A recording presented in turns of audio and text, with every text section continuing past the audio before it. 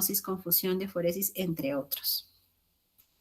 Entonces, ¿por qué la importancia del ART? ¿No? Como habíamos mencionado, es un diagnóstico frecuente en la unidad de cuidados intensivos.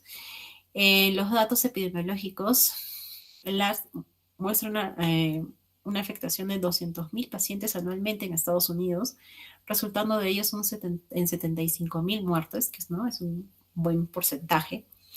Y a nivel mundial asciende a 3 millones al año, representando el 10% de las admisiones en cuidados intensivos y el 24% de los pacientes que reciben ventilación mecánica en la UCI. ¿Cuáles son los famosos criterios de Berlín? Aquí vamos a valorar la temporalidad, que es la aparición del cuadro clínico o de nuevos síntomas respiratorios o empeoramiento menor a una semana. Imágenes, vamos a ver opacidades bilaterales no totalmente explicadas por derrames, colapso lobar, pulmonar o nódulos pulmonares. Y el origen de este edema que se va a presentar, de esas opacidades, no va a ser explicado por una falla cardíaca ni sobrecarga de fluidos en su totalidad, sino va a ser, ¿no?, por una alteración de la membrana alveolar capilar. Para objetivizar que no sea el edema pulmonar o una falla cardíaca, podemos utilizar la ecocardiografía o un ProBNP que nos puede ayudar al diagnóstico. Para excluir edema hidrostático si no existe ningún factor de riesgo presente. En cuanto a la oxigenación, es otro criterio importante y lo separa en leve, moderado y severo según el PAFI, ¿no? La presión parcial de oxígeno entre la fracción inspirada de oxígeno. Entonces, leve 200-300, moderado de 100 a 200 y el severo menor de 100, menor o igual de 100, usando un PIP mayor o igual a 5 centímetros de agua. PIP-CPAP. Este cuadro es parecido a lo mencionado anterior, solo lo que me llamó la atención, ¿no? Acotando al cuadro anterior, es que si la altitud es más de 1000 metros, hay que corregir el PAFI por la presión barométrica entre 760. Entonces, ¿qué vamos a encontrar en el ARTS? En la fisiopatología. A diferencia del edema cardiogénico, hemodinámico, donde se ve envuelto un aumento de las presiones hidrostáticas, el edema por el ARTS no cardiogénico o no hemodinámico es inducido por un deterioro de la barrera alveolo-capilar, que va a permitir el paso al intersticio y al alveolo de un líquido rico en proteínas. Entonces va a haber una reacción inflamatoria, se liberan citoquinas proinflamatorias como el factor de necrosis tumoral alfa, la interleuquina 1, la interleuquina 6, la interleuquina 8, ¿no? Y también va a haber agentes antiinflamatorios como la interleuquina 10, interleuquina 11 y antagonistas de los receptores del factor de necrosis tumoral alfa como antiinflamatorios.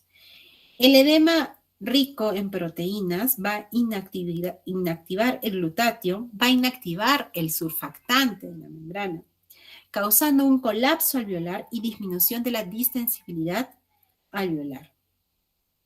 La cascada de coagulación va a estar alterada. Va a haber disminución de anticoagulantes como la proteína C. La disminución de la proteína C nos pronostica un aumento de la mortalidad del paciente. Es un índice pronóstico. Entonces, las citocinas van a traer neutrófilos en intersticio, los alveolos, donde van a producir mayor daño de la membrana alveolo-capilar. Se pierde la integridad de esta membrana, el intersticio y los alveolos son ocupados por el material rico proteináceo. ¿Cuáles son las causas del ARTS? ¿No? Tenemos este cuadro que el Journal of Thoracic Disease nos divide en dos, las directas e indirectas, directas como neumonía, el aspirado gástrico, injuria inhalatoria, la contusión de tórax, vasculitis pulmonar, ahogamiento, indirectas, sepsis de no causa una infección urinaria que me cause una sepsis importante, me puede causar un ARTS, un trauma mayor, una pancreatitis, quemaduras severas, shock no cardiogénico, sobredosis de drogas, TRALI, que es cuando hay múltiples transfusiones sanguíneas. Este cuadro es el up-to-date, ¿no? Donde también nos mencionan otras causas y otras parecidas. Sepsis, la neumonitis por aspiración, la neumonía infecciosa, trauma severo o múltiples fracturas, contusión pulmonar, inhalación de humo, quemaduras o por humo de cigarro, el TRALI, ¿no? El trasplante de células hematopoyéticas, las células madre, pancreatitis, injuria inhalatoria de otras causas que no sean el cigarro, por ejemplo, el gas de cloruro, cirugía de tórax, por ejemplo, después de un bypass cardiopulmonar o una cirugía mayor, drogas como quimioterapia, amiodarona y la radiación. ¿Y este ARTS va a tener un curso fijo? No, el ARTS se va a presentar según en distintas fases, distintas etapas que se va a caracterizar tanto en las imágenes como en la parte de anatomía patológica. Entonces, ¿cómo se van a presentar? Primero se va a presentar como un edema, ¿no? Un edema en las primeras horas, primeros días, después puede generarse la presentación de membranas hialinas en la fase exudativa. Después pasamos a la fase proliferativa, donde va a haber una inflamación intersticial que podría convertirse en una inflamación fibrótica a partir del 7º día. Entonces, el ARTS es un trastorno inflamatorio causado por múltiples patologías que comparten muchas veces el anatomopatológico hallazgo del daño alveolar difuso. ¿En qué consiste? En un edema alveolar que cursa con la formación de membrana hialina, causado por lesiones en la capa endotelial y epitelial de la barrera alveolo-capilar. Es decir, el daño alveolar difuso está presente en los ARTS, pero no es que sea exclusivo del ARTS, ¿no? Puede haber otras patologías que causen daño alveolar difuso. Entonces hay que tener eso en consideración. Esta es una microfotografía de alta potencia que muestra alvéolos, ¿no? Los alvéolos, que contienen capilares, observamos los capilares, ¿no? Dentro de un intersticio estrecho. Ahora vamos a ver con la flecha continua, estos son neumocitos que son alargados, delgados, ¿no? Los neumocitos tipo 1 que revisten epitelio del alveolo, y los cuboides, que son los neumocitos tipo 2. Eso es en un pulmón normal. En la fase exudativa va a aparecer un edema rico en proteínas, neutrófilos, macrófagos y eritrocitos. El epitelio alveolar es distorsionado, la membrana basal es denudada, sustituida por un material Paz positivo, que es el material periódico de Schiff, que es la formación de la membrana hialina constituida por fibrina y detritus que derivan de la destrucción de los neumocitos tipo 1. Es el hallazgo más característico del ARTS, ¿no? Va a haber congestión capilar, edema intersticial, alveolar rico en proteínas y hemorragias intraalveolares. El epitelio alveolar puede presentar necrosis extensa y aquí la membrana hialina eosinofílica densa es característica. El daño alveolar difuso temprano, observamos esta microfotografía donde hay un engrosamiento mínimo del tabique alveolar, hiperplasia de los neumocitos y la membrana hialínica eosinofílica, ¿no? Que está indicando la flecha. Bueno, esa es una imagen también de opacidades bilaterales, ¿no? En placa de tórax, infiltrados bilaterales. Aquí en tomografía podemos ver imágenes de vidrio deslustrado, ¿no?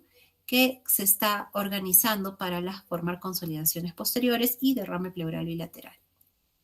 En la fase proliferativa, que es el intento de regeneración de la membrana alveolo-capilar, se comprende de 3 a 10 días, preferentemente expensas de los neumocitos tipo 2 que tratan de sustituir a los del tipo 1. Lo van a ver fibroblastos que proliferan en la pared alveolar y migran hacia las membranas basales alveolares, se transforman en tejido de granulación y finalmente mediante un depósito de colágeno en un tejido fibroso denso. El pulmón se está transformando con rapidez en un órgano sólido y poco distensible. Después llegamos a la fase fibrótica, ¿no? Donde hay una fibrosis pulmonar excesiva con obliteración de la arquitectura alveolar y el progresivo desarrollo de regiones pulmonares enfisematosas. Hay una mezcla de membrana hialina con depósitos variados de material colágeno y de proteoglicanos. Puede haber abscesos cicatrizados y el enfisema intersticial crónico son causas adicionales de formación de macroquistes y bulas. Podemos encontrar espacios aéreos microdísticos de 1 a 2 milímetros de diámetro y zonas de difusa cicatrización. Existen pacientes que no van a llegar a desarrollar esta fase fibrótica. ¿Por qué? Gracias a los neumocitos tipo 2 que se diferencian de los tipo 1 y se restaura la integridad de la barrera alveolo-capilar.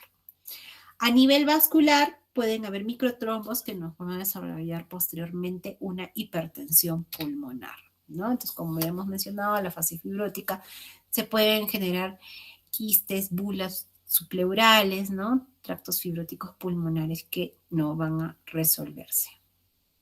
Como habíamos mencionado, el diagnóstico son los criterios de Berlín, las imágenes características de tórax que podemos ver en los rayos X de 24 a 72 horas, otras literaturas mencionan desde las 6 horas, en las tomografías las distintas fases que hemos mencionado, y en la ecografía pulmonar podemos encontrar patrones de consolidación, broncograma aéreo, líneas A y B. Las pruebas de laboratorio no son específicas del ARTS, pero nos van a orientar a diversas patologías que causan este gran síndrome. Puede haber leucocitos normales, leucopenia, leucocitosis con desviación izquierda. Puede haber evidencias de órganos blancos, como por ejemplo la creatinina con una lesión renal aguda o transaminitis en una falla hepática. El tiempo de protrombina y tiempo de tromboplastina parcial puede estar activado, pueden estar prolongados y el número de elevado. Puede haber hallazgos de un CIT, pero ahí lo asociaríamos más a sepsis y a neoplasias malignas asociadas que causan el ARTS. El AGA va a mostrar hipoxemia, que puede estar acompañada de alcalosis respiratoria aguda y una gradiente de oxígeno alveolo arterial elevada. El desarrollo de la acidosis respiratoria con una hipercapnia es un signo de mal pronóstico y pues nos puede estar anunciando un paro respiratorio, y la acidosis metabólica por hipoxemia es inusual, pensaríamos en otras, ¿no? en otras causas. El manejo, tratar la causa específica, en lo posible una nutrición enteral, una ventilación protectiva, aporte de fluidos adecuados, uso de bloqueadores neuromusculares, uso de corticoides y ventilación en posición prona. Entonces, los diversos artículos que nos mencionan con respecto a estas investigaciones se recomienda hacer una ventilación protectiva, es decir, con bajos volúmenes tidales.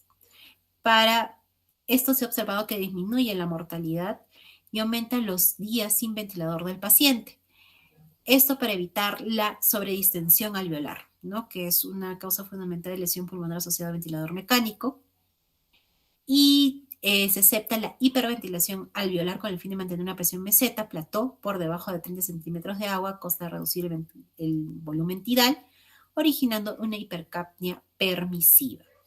En cuanto a los fluidos, acuérdense que es un edema, ¿no? Una sobrecarga de fluidos en los pulmones, entonces hay que ser muy cuidadosos en esto, ¿no? Se recomienda que ver la diuresis, la restricción de fluidos, ¿no? Pero hay que también tener cuidado que no estemos dañando órganos blancos, disminuir la perfusión sanguínea. Entonces se recomienda un manejo conservador de fluidos. El aumento de agua pulmonar es la causa subyacente de muchas anomalías clínicas en el ARTS. Disminuir confianza, el escaso intercambio de gases, atelectasias. Después de la resolución del shock, se debe hacer un esfuerzo para intentar la diuresis. La posición prona, ¿no? Que ha estado de moda en la época del COVID. Una aplicación temprana de la posición prona, se ha visto que aumenta la supervivencia en pacientes con ARTS severo, ¿no? Agentes bloqueadores neuromusculares pueden aumentar la oxigenación, disminuir la lesión pulmonar asociada al ventilador en pacientes graves. Y cuanto a los corticoides, se recomienda iniciarlos antes de las 2 semanas porque si no, se ha visto que aumenta la mortalidad. Muy bien, ¿hay alguna pregunta? Ahí está.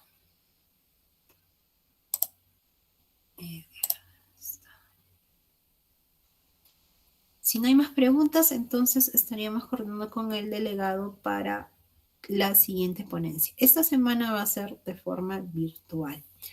¿Ok? Que tengan buenas Sí. noches. Buenas noches, doctor. Muchas gracias.